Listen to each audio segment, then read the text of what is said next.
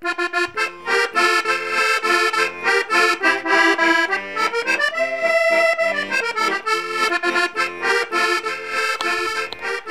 y avait autrefois, dans un hameau de nos montagnes, un sorcier qu'on appelait l'Audiablou le magicien.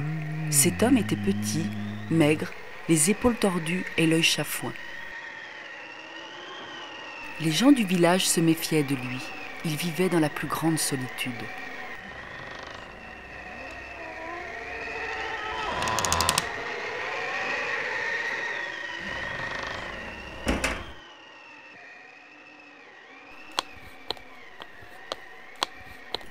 Il cachait dans une petite chambre de sa maison un gros livre rempli d'une écriture étrange, indéchiffrable au commun des mortels, et sur laquelle d'ailleurs il eût été dangereux de porter les yeux.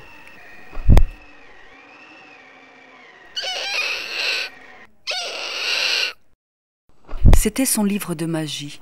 L'Audiablou le lisait couramment, car il avait vendu son âme au diable. Dans ce même village habitait une paysanne de cet ancien temps qui répondait au nom jadis fort en honneur de Philotée.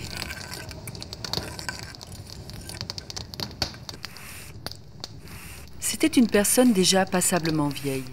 Elle vivait avec son unique fils, quelque peu paresseux, marié depuis le printemps à une jeune fille d'une grande timidité.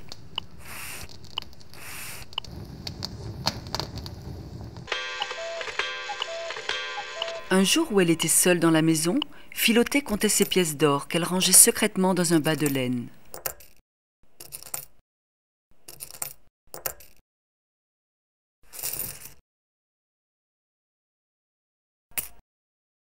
Après avoir examiné, soupesé et recompté ses beaux ducats, Philotée cacha soigneusement son précieux trésor.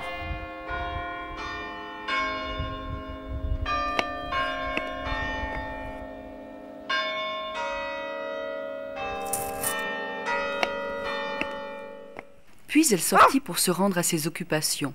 Mais distraite, elle oublia de fermer sa porte à clé.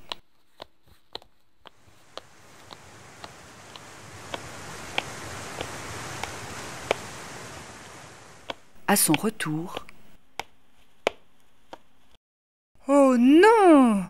Malédiction! Mon bas de laine, mes ducats, disparus! Non! Au repas, elle interrogea son fils et sa bru.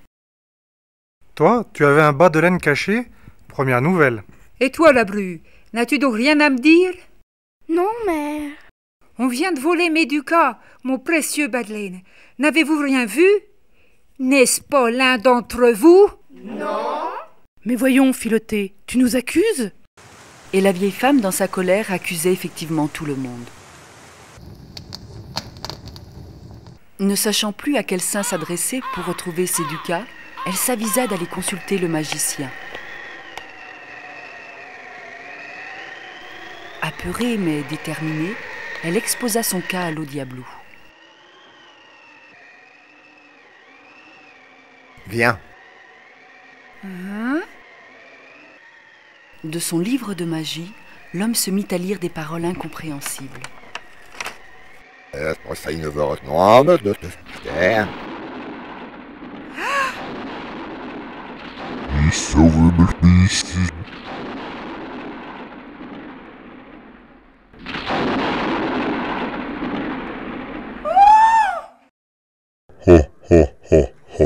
Maître, tu vois cette femme, fais-lui connaître ce qu'elle désire.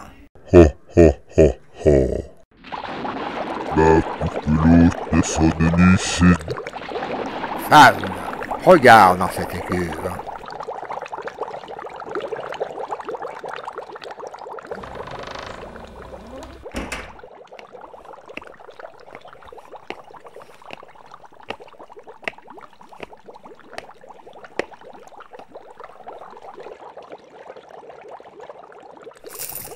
À la Grudine, c'était donc elle, la femme de mon fils.